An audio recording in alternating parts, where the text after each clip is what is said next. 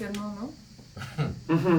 Alors le mot couple ne nous convient pas vraiment. À un moment, il faut mettre un petit peu aussi une limite. Je crois que ça ne plaît pas à mon collègue. Non, c'est 15 ans d'amitié artistique. Ça c'est tout à fait vrai. Une vraie amitié artistique. Et c'est parce que c'est de l'amitié, et c'est parce qu'il y a de l'art, justement, que ça peut perdurer. Et surtout parce qu'on connecte véritablement avec l'art que ça peut durer. Voilà. Et il y avait cette nécessité d'être deux, pas moins, pas plus.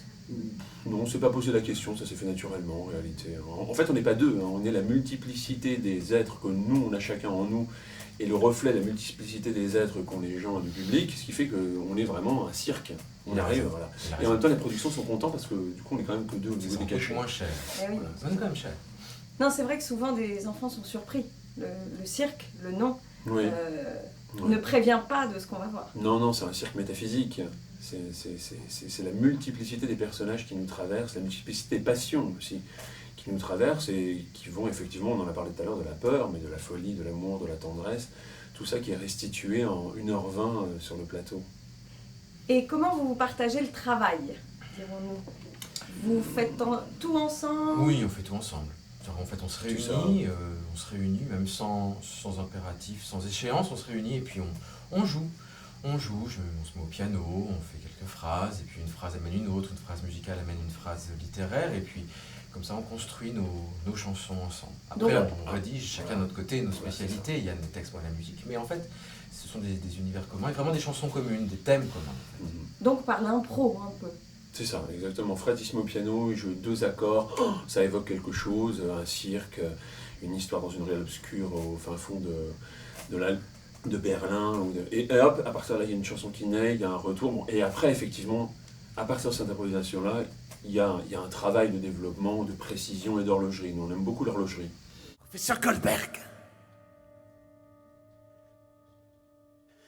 c'est au sujet des mains que vous m'avez greffé, professeur. Non.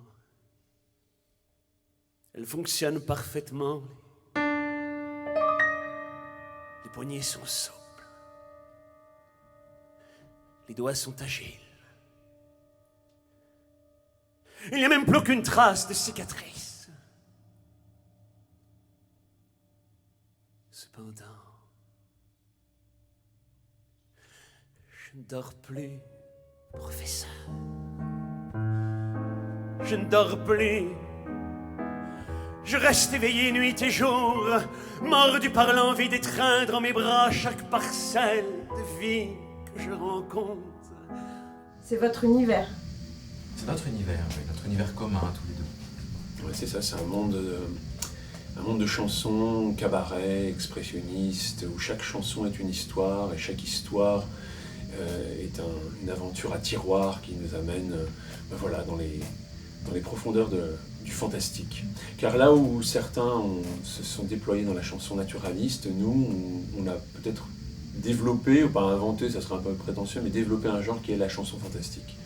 Voilà, au sens non pas de la fantaisie, non pas de la SF, mais de la littérature fantastique telle qu'elle a émergé au XIXe siècle. Vous m'avez fait peur, parfois. C'est normal, les enfants aiment avoir peur.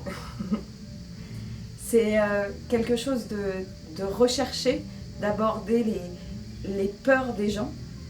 C'est quelque chose de naturel, je pense, parce qu'on va chercher nous-mêmes nos propres profondeurs. En fait, on aime bien se rencontrer en essayant de pousser la limite, comme deux enfants dans une cour de récréation qui se rencontrent et qui décident de jouer le même jeu. Alors, il faut qu'il y ait un petit peu de piquant, il faut qu'on aille voir un petit peu là où il y a vibration. Donc on y va. Et on va toujours essayer d'aller à la limite vibratoire. Oui, on continue toujours à vibrer, on tombe jamais dans quelque chose de tragique. Mais moi, il y a quelque chose d'autre qui m'avait marqué, c'était la limite, là encore, avec la folie. Quelque chose aux limites du borderline du cerveau humain. C'est votre propre nature ou vous êtes des gens plutôt normaux? Moi, j'ai l'impression que l'artiste, son pas spécialement avec un grand A, il est en même temps malade, et il est en même temps soignant. Mais c'est toujours été un peu le cas même dans les sociétés traditionnelles où le guérisseur se met dans un état de transe et en même temps il vient guérir la collectivité. Et on a une vision assez archaïque finalement de ce que devrait être la scène, le théâtre. Pas simplement un moment d'amusement, de loisir. On a tendance à permettre dans la société de consommation, c'est culture et loisirs, et on attribue à la création quelque chose de quand même beaucoup plus poussé, beaucoup plus profond. Nous croyons vraiment au pouvoir de transmutation de l'art, de la poésie et de la chanson. On y croit encore. Et puis s'il n'y avait pas de folie, il n'y aurait pas de création, je pense. En fait, la création nécessite un minimum de sortir de soi, et qui est très important si on reste dans les méandres et les carcans de la banque postale. Il n'y a pas beaucoup de création dans ce phénomène vraiment du réel.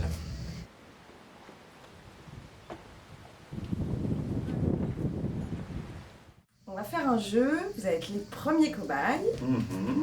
Je vous donne des mots que j'aime bien, qui me font penser à vous un peu. Très bien. Et vous me dites ce qu'ils vous font. C'est pas obligé que ça soit des mots, ça peut être des sensations, ce que vous voulez. D'accord. Tac, tac, tac, tac. Qui commence? Ah, c'est chacun notre tour. Oh ben je sais pas, ou Fred commence, tu te moi, je Fred à l'aise avec Fred commence. Cabaret. Cabaret, valse. Musique. Musique. Mais c'est cabaret, musique, valse, Cirque des Mirages, oui, je veux dire. Histoire. Histoire. La véritable histoire du christianisme. Ah oui, c'est juste. Humain. Humain à préserver, c'est très important l'humanité. L'humanisme absolument à sauvegarder. Les monstres. Les monstres, notre face cachée de chacun. D'accord, merci. Au suivant. Noir. Noir plateau. Blanc. Blanc comme neige. Couleur. Couleur de l'arc-en-ciel. Poésie. Garcia Lorca, Pierre Reverdy, René Char, Saint-John Perse, voilà. Et encore Rimbaud, Verlaine, tout ça, tous ces gens-là, oh là là là là là, mais il n'y a que ça de vrai, l'amour, la poésie. Et les femmes. Pareil, les femmes, la poésie. Là, en fait, c'est le même mouvement. Il n'y a pas l'art d'un côté, la poésie et les femmes. Non, c'est la même valse, la même chose. Merci. Je vais juste vous confier un mot. Et en échange, j'aimerais que vous m'en donniez un, à vous, chacun. Moi, je vais vous donner le mot quinconce, parce que je le trouve joli et qu'il est plein de virages. Et vous? Décadence. D'accord, je vais donner un mot que j'aime, c'est ça, un quinconce, décadence, en rapport peut-être. Comme vous voulez. Alors, je dirais dodécaphonisme. Dodécaphonisme. Bien joué. Vous avez un spectacle à nous recommander à Avignon, à part le vôtre? Le Cirque des Mirages, à 19h45. Oui. Oui, le Don Quichotte de Sarkis Chokmedjian à 11h au Chien qui fume. Là, c'est là que se joue le vrai théâtre. Pas les faiseurs, le théâtre, c'est-à-dire de l'intériorité, une partition, une profondeur, pas essayer d'aller chercher le public en lui montrant des choses faciles, non. La verticalité du théâtre, elle est là. Voilà, et on ramasse beaucoup d'argent quand on fait la promo. Oui, on a reçu un chèque monstrueux. Merci. Merci à vous. Merci.